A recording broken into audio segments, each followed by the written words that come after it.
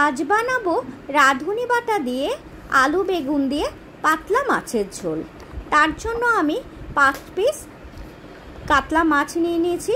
তার মধ্যে নুন আর হলুদ মাখিয়ে একটু ম্যারিনেট করে রাখলাম। তারপর কড়াই তেল গরম করে মাছগুলোকে আমি একটু লাল লাল করে ভেজে রাখলাম।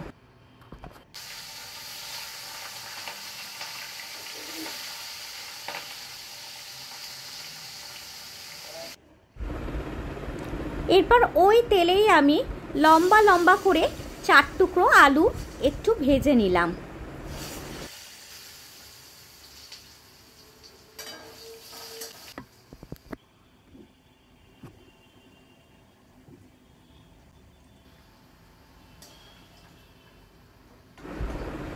আলু ভাজা হয়ে গেলে লম্বা লম্বা করে আমি বেগুন কেটে নিয়েছিলাম, সেই বেগুনগুলোকেও আমি একটু লাল লাল করে ভেজে তুলে রাখলাম। এবার ওই তেলের মধ্যেই আমি একটা শুকনো লঙ্কা আর সামান্য পরিমাণ রাঁধুনি ফোড়ন দিলাম। এবার রাঁধুনির গন্ধটা বেরোতে শুরু করলে ওর মধ্যে আমি রাঁধুনি বাটা, জিরে বাটা আর একটু ধনে দিয়ে একটা মিহি পেস্ট বানিয়ে রেখেছিলাম, সেই মিশ্রণটাকে আমি দিয়ে খুব ভালো করে নাড়াচাড়া করতে লাগলাম।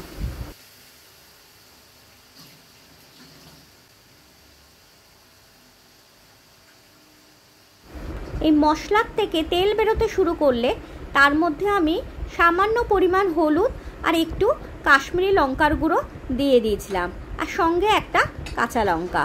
একটু নাড়াচাড়া করে ভেজে রাখা আলু বেগুন দিয়ে আবার নাড়াচাড়া করতে লাগলাম। মশলার মধ্যে আলু বেগুন কষানো হয়ে গেলে ওর মধ্যে আমি পরিমাণ মতো জল দিয়ে গ্যাসের ফ্লেমটা একটু বাড়িয়ে দিলাম আর নুন দিলাম।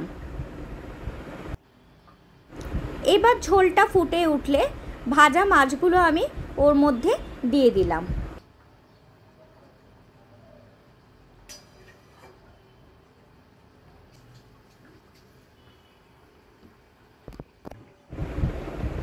এবার আলু বেগুন ঠিকমতো সেদ্ধ হয়েছে কিনা দেখে নিয়ে আমি ওপর থেকে একটু ধনেপাতা কুচি ছড়িয়ে দিলাম।